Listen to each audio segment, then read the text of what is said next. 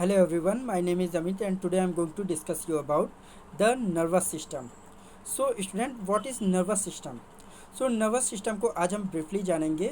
So इससे पहले हम जानते हैं कि स्टूडेंट्स आप जानते होंगे एक बॉडी में कई सारे सिस्टम्स होते हैं, जैसे कि digestive system, respiratory system, reproductive system. ये कई सारे सिस्टम होते हैं जिनकी अलग अलग फिजियोलॉजीज होती हैं, जिनके अलग अलग टास्क होते हैं. इन सभी सिस्टम्स के अंदर कुछ स्पेसिफिक ऑर्गन होते हैं जिनके अलग अलग टास्क होते हैं, अलग अलग तरह से वो फंक्शनिंग करते हैं. बट ये फंक्शनिंग तभी करते हैं जब इनको कोई इंस्ट्रक्शन मिलता है. इंस्ट्रक्शन इन द सेंस कोई मैकेनिकल केमिकल सिग्नल. ये केमिकल सिग्नल किन के थ्रू मिलता है, इसके लिए कुछ बॉडी में स्मॉल सी टाइनी यूनिट्स होती हैं जिनको हम न्यूरॉन्स बोलते हैं. ये टाइनी यूनिट्स क्या करती हैं कि उन ऑर्गन्स को या स्पेसिफिक सिस्टम्स को, जो वो उनकी स्पेसिफिक फिजियोलॉजी है, उनको वेल मैनर में परफॉर्म कराने के लिए सिग्नल प्रोवाइड करती हैं. और ये टाइनी यूनिट्स को बोलते हैं न्यूरॉन्स. ये न्यूरॉन्स आपस में मिलकर एक नेटवर्क बनाती हैं या एक सिस्टम फॉर्म करती हैं जिन्हें हम बोलते हैं नर्वस सिस्टम. आई होप कि आपको नर्वस सिस्टम समझ में आ गया होगा कि नर्वस सिस्टम का काम क्या होता है. सो हम लोग डेफिनेशन के थ्रू और इसके बारे में ब्रॉडली डिस्कस करेंगे. सो स्टार्ट करते हैं with its definition. So a nervous system is a complex network of specialized cells which coordinates with the body function and transmit signal between the different body parts. मतलब जो मैंने आपको अभी बताया कि कुछ स्पेशलाइज सेल्स होती हैं जैसे कि न्यूरॉन्स जो ट्रांसमिशन का काम करती हैं, न्यूरॉन्स और न्यूरोग्लिया सेल्स. ठीक है, ये स्पेशलाइज सेल का एक कॉम्प्लेक्स नेटवर्क होता है, काफ़ी गुथा हुआ सा नेटवर्क होता है जो कोऑर्डिनेट करता है बॉडी के अदर सिस्टम्स के साथ. Other system in the way हम बोल रहे हैं जो हर सिस्टम के एक स्पेसिफिक टास्क होते हैं, अलग अलग फंक्शंस होते हैं, अलग अलग फिजियोलॉजी होती हैं. तो उनको प्रॉपर वे में परफॉर्म कराने के लिए ये नर्वस सिस्टम रिस्पॉन्सिबली एक्ट करता है. कैसे एक्ट करता है? ये सिग्नल्स का ट्रांसमिशन करता है between the different body parts. मतलब जो सेंसरी रिसेप्टार्स होते हैं, जो सेंसेस होते हैं, उनसे सिग्नल को रिसीव करके, और सिग्नल आते कैसे हैं? स्टिमुलाई के एक्शन के थ्रू. ये सिग्नल को रिसीव करके ब्रेन के पास भेजता है और ब्रेन से जो सिग्नल जनरेट होते हैं उनको वापस ले जाकर उन ऑर्गन के पास डिलीवर करता है. तो ये इस नर्वस सिस्टम का मेन टास्क होता है. The nervous system carry messages to and from the brain and spinal cord. जो नर्वस सिस्टम होता है इसका मेनली काम क्या होता है? जैसे मैंने अभी आपको बताया, बेसिकली ये सिग्नल्स का ट्रांसमिशन करता है. ट्रांसमिशन यहाँ पर हमने मैसेजेस लिखा हुआ है. मैसेजेस मतलब केमिकल इम्पल्सेस जो हैं, केमिकल सिग्नल जो हैं, उनका ट्रांसमिशन करता है. कहाँ से कहाँ ले जाता है? ब्रेन से ऑर्गन्स तक और ऑर्गन से वापस ब्रेन तक. ठीक है, ताकि हर एक बॉडी पार्ट या जो भी ऑर्गन है वो अपना एक्ट रिस्पॉन्सिबली परफॉर्म कर सके. सो यही एक नर्वस सिस्टम का ये एम होता है. इसके अलावा और क्या एम होता है नर्वस सिस्टम का, ये हम जानते हैं. The aim of nervous system is to maintaining coordination among all the system of the body. जैसा मैंने अभी आपको बताया कि जो नर्वस सिस्टम होता है ये बॉडी के अदर सिस्टम के साथ एक कोऑर्डिनेशन मेंटेन करता है ताकि उनके फंक्शन अच्छे से परफॉर्म हो सके, जैसे ऑर्डरली परफॉर्म होना चाहिए वैसे हो सकें. और एक ये सिनर्जिस्टिकली इन्वायरमेंट क्रिएट करता है. सिनर्जिस्टिकली का मतलब होता है जब दो चीज़ें मिलकर एक सेम एक्शन को परफॉर्म करती हैं तो उसको बोलते हैं सिनर्जिस्टिक एक्शन. और ये सिनर्जिस्टिकली इन्वायरमेंट कहाँ बन रहा है? बॉडी के अंदर. ये मेनली इसके लिए किसके साथ ये सिनर्जिस्टिकली एक्शन परफॉर्म करता है?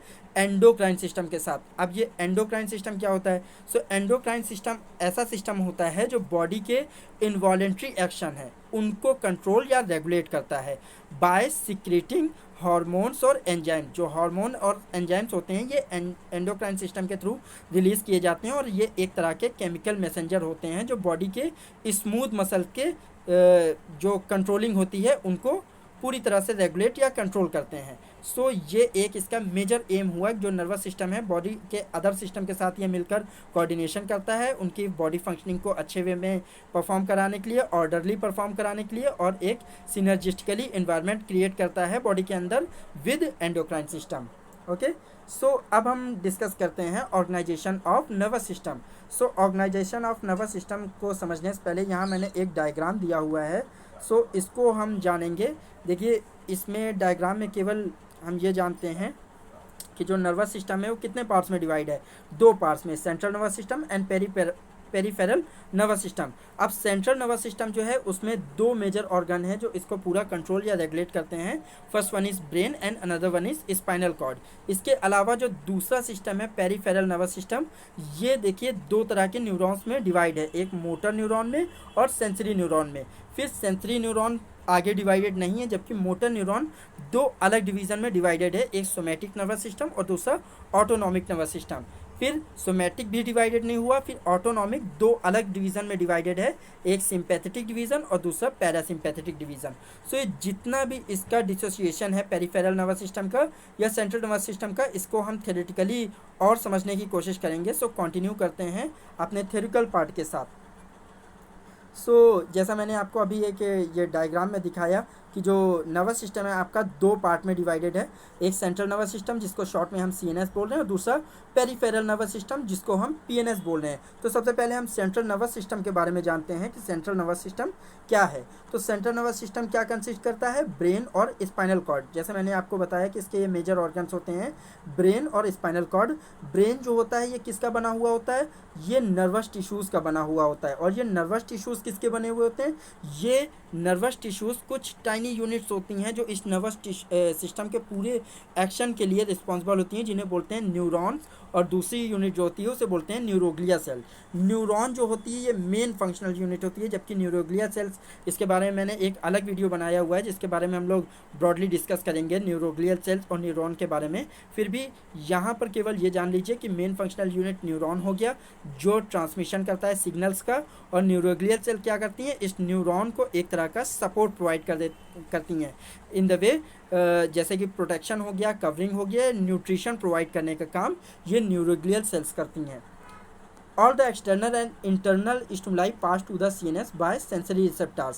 सेंसरी रिसेप्टर्स क्या होते हैं, जो सेंसरी सिग्नल को रिसीव करते हैं या जनरेट करते हैं। और ये सिग्नल किसके थ्रू जनरेट होते हैं, स्टिमुलाई के थ्रू। स्टिमुलाई हम किसको बोल रहे हैं, इन द सेंस हम पॉजिटिव एजेंट को बोल रहे हैं जिसके थ्रू ये सिग्नल जनरेट होते हैं या इम्पल्सेस जनरेट होती हैं। सेंसरी रिसेप्टर्स इनको रिसीव करते हैं और कहाँ भेजते हैं, सीएनएस में। ये बॉडी के इंटरनली भी हो सकता है या एक्सटर्नली भी हो सकता है।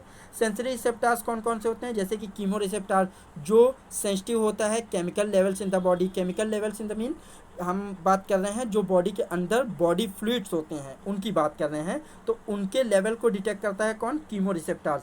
इसके अलावा दूसरा रिसेप्टर्स होता है जो बॉडी के अंदर प्रेशर लेवल को डिटेक्ट करता है, जो जैसे कि आपका एयर प्रेशर हो गया बॉडी के अंदर, कार्डियक प्रेशर हो गया, ये सारे प्रेशर को डिटेक्ट कौन करता है, बैरो रिसेप्टर्स। इसके अलावा एक और रिसेप्टर होता है जिसे बोलते हैं ऑस्मो रिसेप्टर्स। ये ऑस्मो रिसेप्टर्स क्या करता है, ये ऑस्मेटिक प्रेशर ऑफ ब्लड को डिटेक्ट करता है, मतलब ब्लड में क्या क्या न्यूट्रिएंट्स हैं, क्या क्या एलिमेंट्स हैं, कौन से एक्सेस एलिमेंट हैं, कौन से इन एक्सेस हैं या कमी है किनकी, तो इन सब को मेंटेन करके एक बैलेंस से इस्टेब्लिश करता है।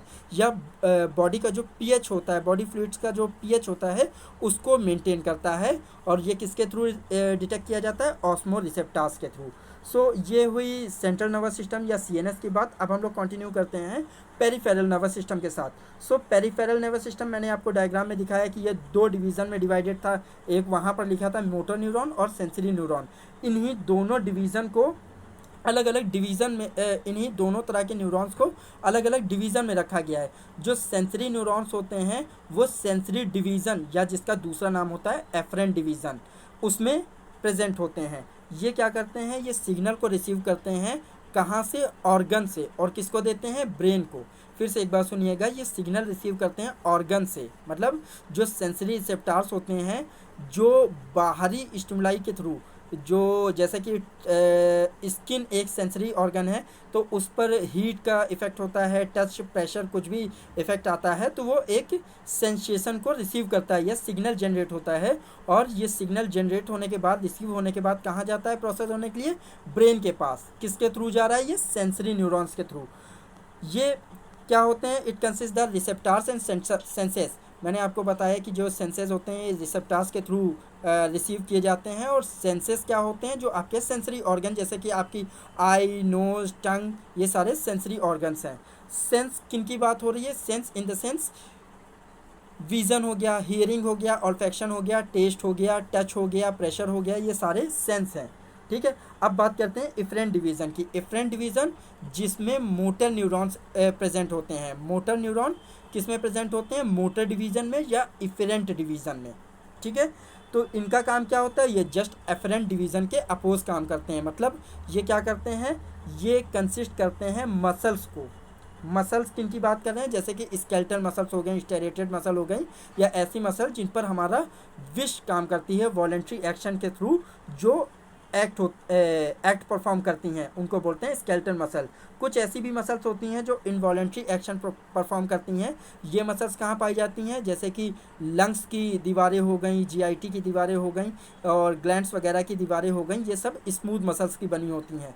और तीसरी होती है कार्डियक मसल। कार्डियक मतलब हार्ट से रिलेटेड बात हो रही, तो हार्ट की जो दीवारें होती हैं जिन्हें हम पेरिकार्डियम बोलते हैं, ये कार्डियक मसल्स की बनी होती हैं, ठीक है। तो ये भी एक तरह का इनवॉलेंट्री एक्शन परफॉर्म करती हैं।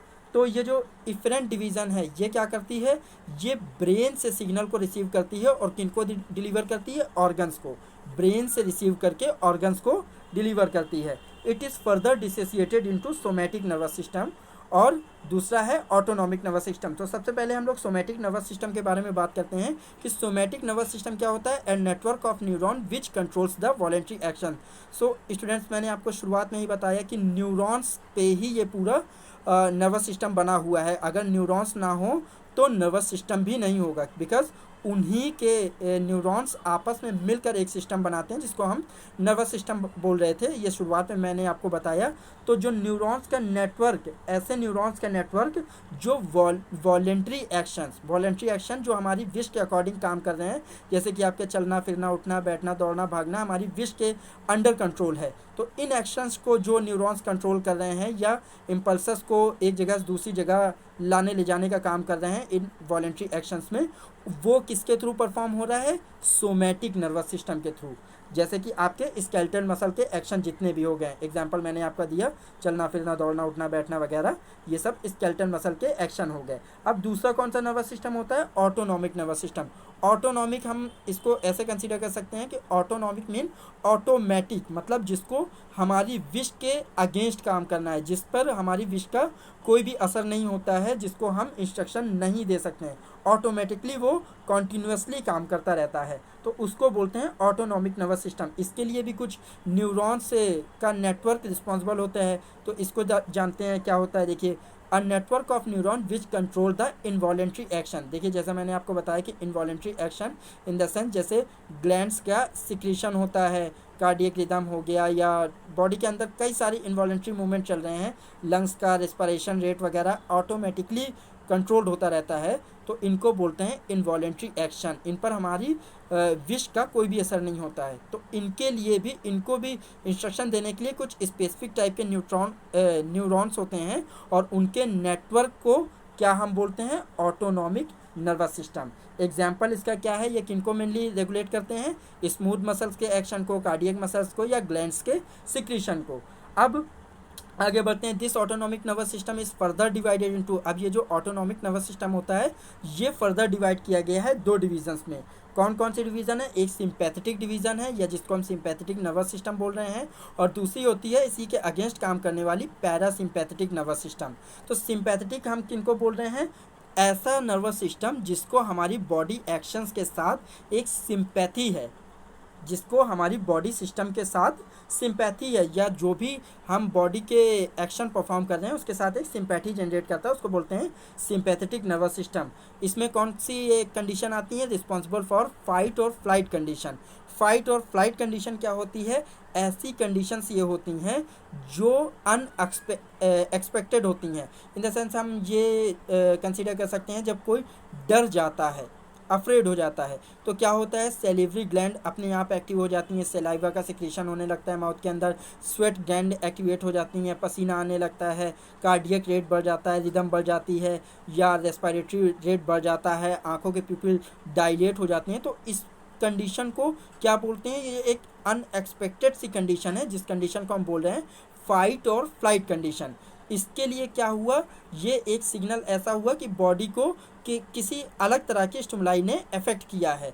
मतलब ये जितने भी सिम्टम्स आए, इन कंडीशन को हम बोल रहे हैं, इन सिम्टम्स के थ्रू फाइट और फ्लाइट कंडीशन। जैसे कि एक एग्जांपल और यहाँ पर ले सकते हैं, जब कोई रनिंग करते हैं, आप एक्सरसाइज करते हैं, या बॉडी से कोई एक्स्ट्रा एफर्ट करती है बॉडी, जब एक्स्ट्रा एफर्ट करती है बॉडी तो उसको ज़्यादा न्यूट्रिएंट्स की या ज़्यादा ऑक्सीजन की ज़रूरत होती है। ऑक्सीजन की ज़रूरत क्यों होती है?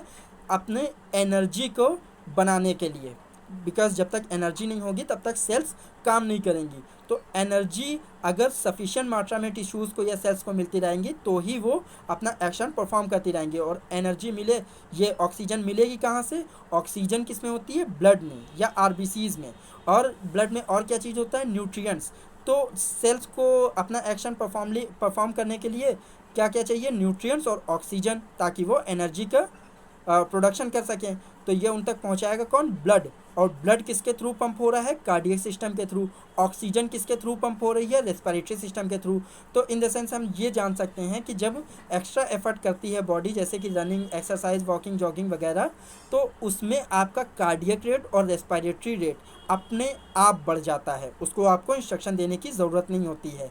तो इट मीन्स क्या हुआ कि एक ऐसा सिस्टम जो हमारी बॉडी एक्शंस के साथ एक सिंपैथी रखता है, उसको बोलते हैं सिंपैथेटिक नर्वस सिस्टम। और स्टूडेंट, अगर आपने सिंपैथेटिक नर्वस सिस्टम समझ लिया है तो जस्ट उसका अपोजिट होता है एक parasympathetic nervous system. It means क्या हुआ कि इस सिस्टम को हमारी बॉडी एक्शंस के साथ कोई भी सिंपैथी नहीं होती है। इसका एक मेजर एग्जांपल है आपकी डाइजेशन प्रोसेस। मतलब आपने खाना खा लिया तो डाइजेशन को पूरी तरह से कंप्लीट होने के लिए जितना वक्त लगता है, मतलब 6 to 8 आवर्स में पूरा डाइजेशन की प्रोसेस कंप्लीट होती है, तो उतना ही टाइम लगेगा। उसके बावजूद आप चाहे वॉकिंग करें, दौड़ें, भागें, कुछ भी करें, डाइजेशन अपनी एक निश्चित दर से ही होगा। उसमें आप कोई भी बढ़ा या उसकी दर को बढ़ा या घटाया नहीं जा सकता है। तो इट मीन्स क्या हुआ कि ये हमारे जो विश है उसके अगेंस्ट काम कर रहा है। हमारी विश का कोई भी इस पर एक्शन नहीं काम करेगा। ठीक है, तो this system is not having any sympathy towards our body action. तो इसको कोई भी सिंपैथी नहीं होती है हमारी बॉडी एक्शंस के साथ। ये किस लिए रिस्पॉन्सिबल होता है? जब बॉडी स्लीप मोड में होती है या रेस्टिंग कंडीशन में होती है, चाहे आप सो रहे हों या जग रहे हों, डाइजेशन की प्रोसेस जो होती है वो अपनी एक निश्चित दर से ही चलती रहती है। इसीलिए मैंने एक जो एग्जाम्पल दिया है वो डाइजेशन का ही दिया है। सो ये पैरासिम्पैथेटिक नर्वस सिस्टम के थ्रू कंट्रोल होती है। सो इसके अलावा भी कुछ प्रोसेस होती हैं, जैसे रेस्पिरेटरी प्रोसेस, कार्डियक प्रोसेस। तो इसमें क्या होता है कि ये काम तो करती हैं इनवॉलेंट्री एक्शंस के थ्रू ही, बट इनका काम क्या होता है कि जैसे रेस्पिरेशन की जो प्रोसेस होती है, जब आप स्लीप मोड में होते हैं या बॉडी सो रही होती है, अनकॉन्शियस होती है, तो रेस्पिरेशन की रेट थोड़ा सा अफेक्ट होता है। तो इनको भी हम पैरासिम्पैथेटिक नर्वस सिस्टम में कंसीडर कर सकते हैं। बट कार्डियक की जो मसल्स होती हैं वो इनवॉलेंट्री तो होती हैं, पर वो सिंपैथेटिक और पैरासिम्पैथेटिक से बिल्कुल अलग होती हैं। उनको किसी भी इंस्ट्रक्शन की ज़रूरत नहीं होती है, वो अपना स्पेशली काम करती रहती हैं। जनरली वो भी रेगुलेट होती हैं या कंट्रोल होती हैं ऑटोनॉमिक नर्वस सिस्टम के थ्रू, बट उनकी दर में कोई भी अंतर नहीं आता है। वो जिस दर से बढ़ती घटती रहती हैं वो बढ़ती घटती रहती हैं। उन पर अगर कोई भी कंट्रोल होगा तो सिंपैथेटिक नर्वस सिस्टम का होगा। जब बॉडी को एक्स्ट्रा एफर्ट करना पड़ता है तब कार्डियक रिदम भले ही बढ़ घट जाए, अदरवाइज़ वो एक निश्चित दर से काम करती रहती है। तो स्टूडेंट्स, आई होप कि आपको ये ऑर्गेनाइजेशन समझ में आ गई होगी। इसके अलावा जो डेफिनेशन हमने जानी नर्वस सिस्टम की वो भी काफ़ी अच्छे से समझ में आ गया होगा। So thank you.